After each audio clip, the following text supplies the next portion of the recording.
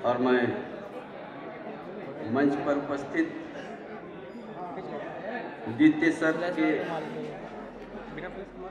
अध्यक्षता कर रहे डॉक्टर सत्येंद्र सिंह जी और इस कार्यक्रम में उपस्थित हमारे माता पिता और हमारे भाई बहन सबों को मैं जोहार करता हूं। और ये द्वितीय सत्र का जो कार्यक्रम है अब आरंभ करने जा रहे हैं। इससे पहले मैं आपको थोड़ा सा अपना परिचय देना चाहता हूं।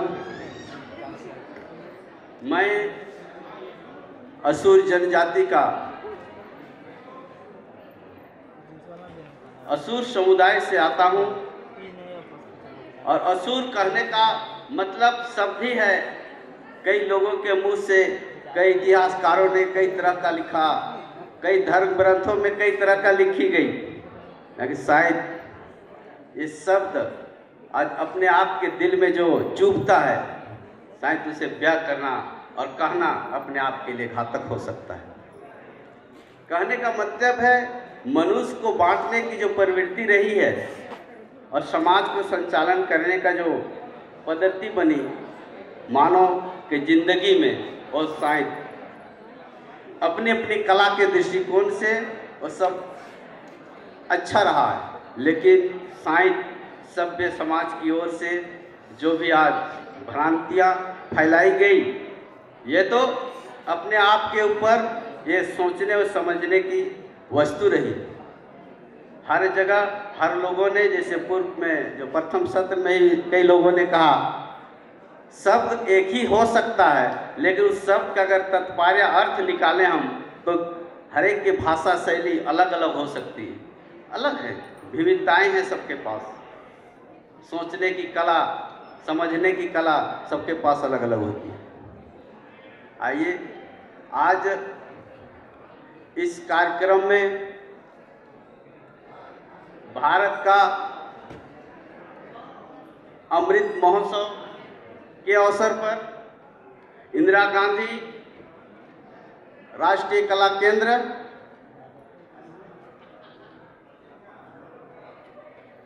सभ्यता अध्ययन केंद्र, रांची विश्वविद्यालय रांची के आयोजन में आज आर्यभट्ट सभागार में उपस्थित सबों से मैं ये आभार प्रकट करना चाहता हूँ कि इस कार्यक्रम में जो वस्तुएं रखी गई है, जो विषय वस्तु है हमारे बीच में, जनजातीय देवलोक और धार्मिक परंपराएं, हम इसका संवाद के माध्यम से आदान प्रदान करें और एक नई इतिहास लिखने का प्रयास करें, ताकि मानव की जो मूलभूत सुविधाएं हैं, मानव में एक नई जागृति पैदा करने की जो अक्षुण्ण क्षमता बनती है, उस पर हम आने वाले परिस्थिति में अग्रसर हो सकते हैं। आज जिस परिस्थिति में हम यहाँ खड़ा हैं, शायद मैं कहता हूँ कि इस तरह का अगर मनुष्य के बीच में आपसी भाईचारगी हो तो संभव ही नहीं, लेकिन बहुत सरल उपाय है कि हम एक दूसरे के करीब रह सकते हैं। इससे पूर्व कई वक्ताओं ने कहा कि जनजातीय परंपराएं सबका अलग अलग है। जैसे बड़े भाई दिवाकर जी ने भी कहा कि अपने समाज के विषय में वो 32 टोटका हैं, गोत्र हैं, उसी तरह 32 जनजातियों में भी अलग अलग गोत्र हुआ करते हैं। असुर समुदाय में भी कई तरह के गोत्र हैं, लेकिन वो असुर कहलाते हैं। लेकिन रही बात हमारी परंपरा कि हम सिर्फ सामूहिक तौर पर अपने जाति और समुदाय का एक रूप में नामकरण करते हैं, उसे असुर कहते हैं। लेकिन जब अपने टाइटल का, गोत्र का प्रयोग करते हैं तो 2 या 3 समय ऐसा होता है जिसे हम मुख्य रूप से प्रयोग करते हैं। जन्म के समय जब हम बच्चा का नामकरण करते हैं, उस समय हम अपना गोत्र का प्रयोग करते हैं। शादी के समय हम गोत्र का प्रयोग करते हैं, दोनों पक्ष का देखते हैं, दोनों पक्ष को मिला के हम लोग गोत्र का प्रयोग करते हैं। सेम गोत्र, एक ही गोत्र के लोग आपस में विवाह नहीं करते, असुर समुदाय में भी। मृत्यु के समय में भी गोत्र का प्रयोग किया जाता है। संस्कार संस्कृति जो होती है हमारी धार्मिक प्रवृत्ति का, पर्व त्योहार का, उसमें भी अपने परंपराएं को लेकर अपना जब पूजा पाठ करते हैं अपना पद्धति के अनुसार, उस वक्त भी हम अपना टाइटल का प्रयोग करते हैं। तो इस तरह से सभी अपने अपने 32 जो जनजाति हैं, हमने कई जनजातियों के साथ हमने काम किया है। लगभग मैं समझता हूँ 22 या 23 जनजाति हैं जो झारखंड की, उनके साथ हमने अपना अनुभव साझा किया है। और इसीलिए मुझे अनुभव है कि कहीं ना कहीं हमारे जितना 32 जनजाति झारखंड में है, उनका 70 से 80% परंपराएं और रहन सहन खान पान सब चीज़ मिलता जुलता है। लेकिन इस तरह से समझा जाए तो कहीं ना कहीं हम अपना स्थान परिवर्तन के वजह से कहीं ना कहीं हम भाषा का प्रयोग भी अलग करते हैं और हमारा रीति रिवाज भी थोड़ा थोड़ा अलग है। और झारखंड में अगर कही जाए तो सबसे ज़्यादा जनजातियों में मुंडा है, संथाल, हो, उरांव, ये बहुल इलाका में है झारखंड में। लेकिन हर जगह हर जाति के परंपरा और मान्यताएं अलग अलग है, हर जगह अलग अलग है। क्योंकि ये देवलोक की जो भूमि है, देवलोक एक शब्द है जो अपने आप में मनुष्य को एक जगह रहने से तोड़ती है। मुझे मेरी ये समझ आज तक जो मैंने प्रयास किया समझने का, देवलोक यह तो जो यहाँ की अवधारणा रही है उस अवधारणा पर मेरी व्यक्तिगत समझ है। आप लोगों की इस पर क्या समझ है देवलोक के विषय पर, हो तो आप ही बेहतर समझ सकते हैं।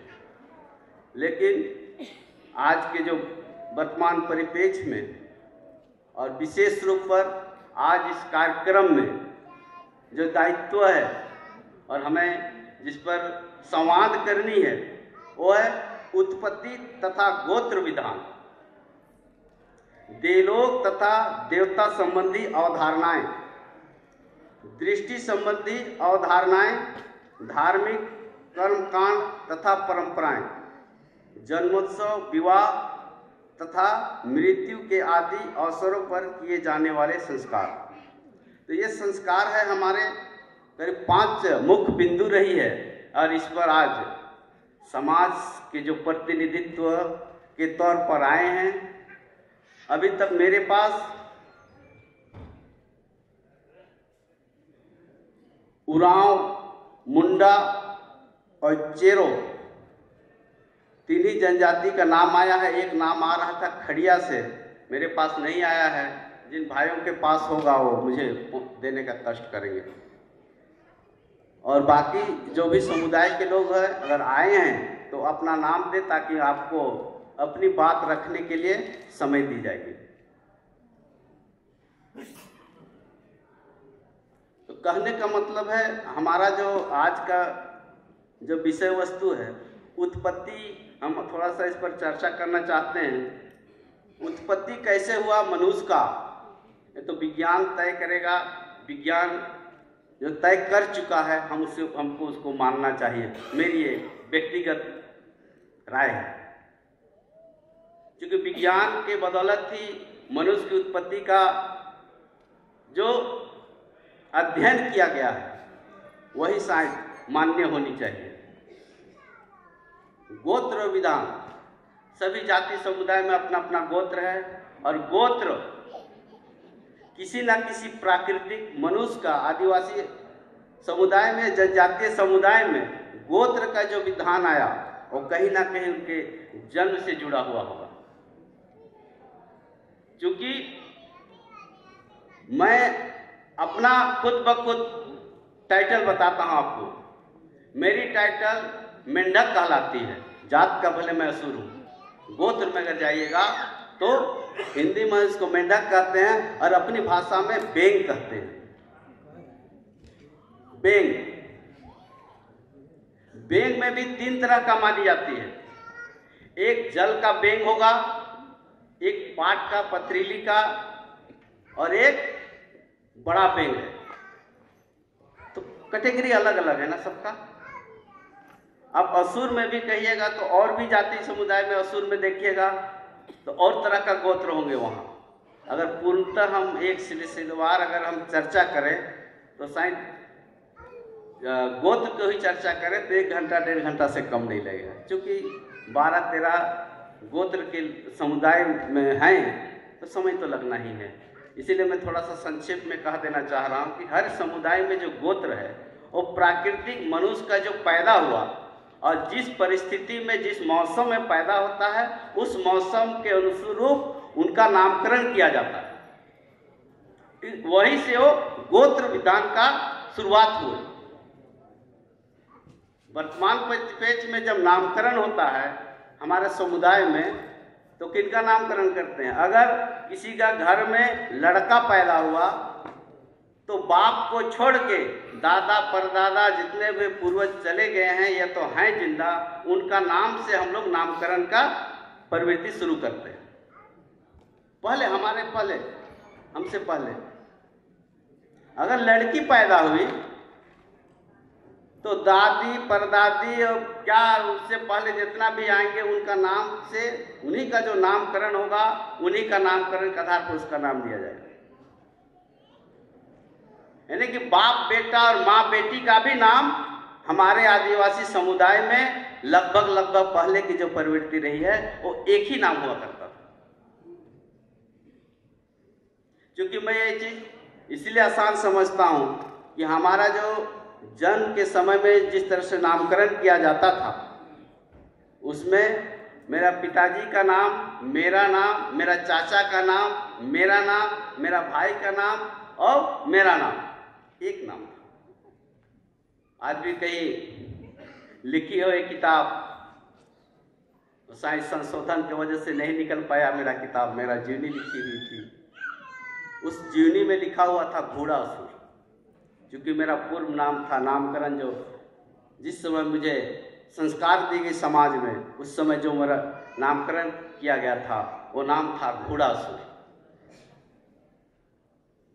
तो समाज में, अपने समाज में जिस तरह से पद्धति हमारी पद्धति रही है वो धीरे धीरे सभ्यता की ओर शिक्षित होने के साथ साथ हम अपने संस्कार को कहीं ना कहीं छोड़ते आ रहे हैं और शोध पर शोध हो रहा है, तो कहीं ना कहीं हम अपने वस्तु स्थिति को बदलते जा रहे हैं।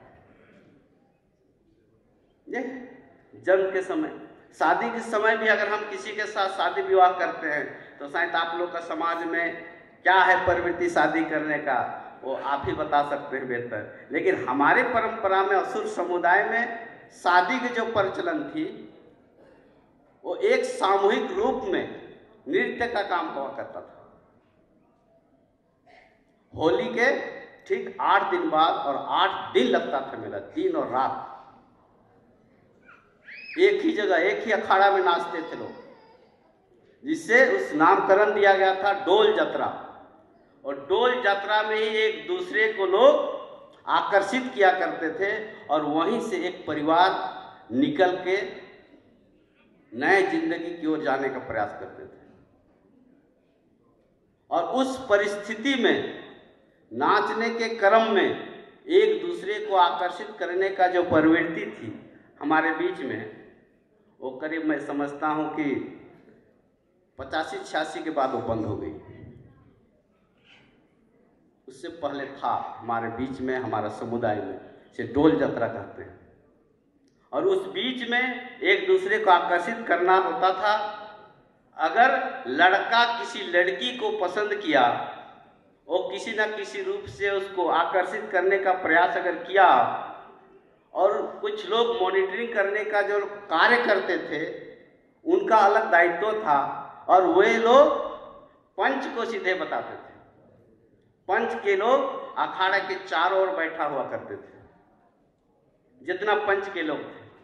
अगर स्वेच्छा स्वीकार हुआ आकर्षित करने का जो कला है, उस कला को, तो पर ही पंच के पास जाता और पंच वहां से सीधे आदेश देता कि बाबू तुम इस लड़की को ले जाओ घर, और सीधे घर ले जाया करते थे। अगर विरोध हुआ तो उस पर बहस होती थी पंचों के बीच, चाहे वो 2 दिन या 3 दिन, लेकिन अधिक से अधिक 3 दिन तक का समय रहता था। उसमें चर्चाएं होती थी और उस चर्चाएं के बाद अगर आपसी समझौता हो गया तो ठीक, अन्यथा उसी जगह से अलग कर दी जाती थी। ये परंपराएं असुर समुदाय में जनजातियों के बीच में रहा। अब वहीं से जो परंपराएं चली, फिर पारिवारिक जिंदगी में हमारे समुदाय में इससे पहले शादी पहले नहीं होता था। उसके बाद लोग अनुभव करते थे इनकी जोड़ी आने वाले पीढ़ी के लिए तैयार है या नहीं, एक अनुभव की जाती थी। अगर वंश चलना का गुण है इसमें, तो शादी का, संस्कार का जो रीति रिवाज है वो प्रक्रिया अपनाई जाती थी। अगर संभव नहीं हुआ तो उसे शिक्षा से अलग कर दी जाती थी। ये हमारा समुदाय का एक कल्चर रहा।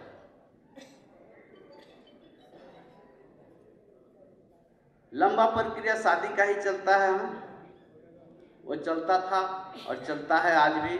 अब तो फिर आधुनिक युग कहें या तो इस सभ्यता के युग में प्रवेश किए, तो वो संस्कार हमारा धीरे धीरे विलुप्त हो चुका है, वो समाप्ति होने की कगार पर है। कुछ हमारे नौजवान हैं आज भी इस परंपरा को चालू करने का प्रयास किए हैं हमारे बीच में। ये अच्छा प्रयास रहा है। हमने कहा कि ठीक है, प्रयास करो, हमारा समाज है, हम अपना अस्तित्व को क्यों खोएं। ये रही है। और जब मृत्यु संस्कार हुआ तो मृत्यु संस्कार में भी हम, एक तरह से कही जाए तो हमारा समुदाय में बड़ी अजूब सा घटना घटती थी। लोग अभी के वर्तमान परिप्रेक्ष्य में हम लोग चाहते हैं कि कोई अगर दुनिया छोड़ के चला गया तो सारे परिवार एकत्रित हों, उसके बाद उसको अंतिम संस्कार के लिए लेके जाएं। ये हमारे बीच में अपरिवर्तित रही। लेकिन पहले तो होता क्या था, घर में किसी व्यक्ति अगर दुनिया छोड़ के चला गया, जितना जल्द हो सके, जितना से जितना जल्द हो सके उस शरीर को बाहर निकाल दी जाती थी। दूर के लोग आए या ना आए उससे कोई मतलब नहीं था, क्योंकि वहाँ पर एक भावना जगती थी कि गांव आज अजीब दौर में गुजर रहा है। जितना जल्द हो सके हम गांव को स्वच्छ वातावरण में रखें, ये भावनाएं थी हमारे बीच में। ये अलग अलग कैटेगरी था हमारे बीच में। ये 3 संस्कार है हमारे बीच में, ये तीनों चलता रहा। अगर हम अपने आप को अगर कहें कि हमारा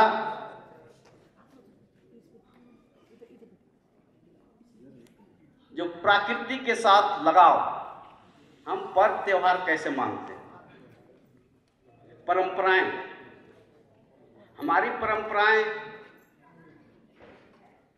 जनजातियों के समक्ष अगर देखी जाए तो सब है।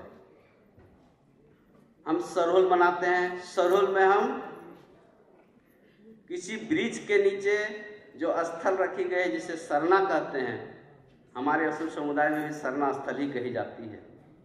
और उस स्थल पर जितना भी हम पूर्वजों को याद कर सकते हैं, जितना हमारे पास क्षमता है, उस क्षमता का हम वहाँ पर ही अपने मुख से आवाज निकालते हैं।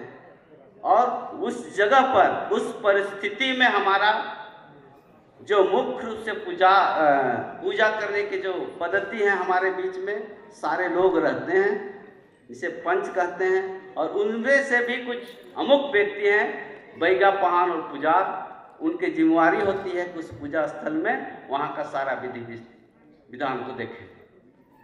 लेकिन एक विचित्र करने वाली बात होती है, हमने कभी देखा है, अगर आप लोगों को भी कभी अवसर मिले तो जाके देख लीजिएगा कि हमारी परंपरा में जब सरना का पूजा होती है और उस पूजा स्थल पर जरूर सब जगह अलग अलग परंपराएं हैं।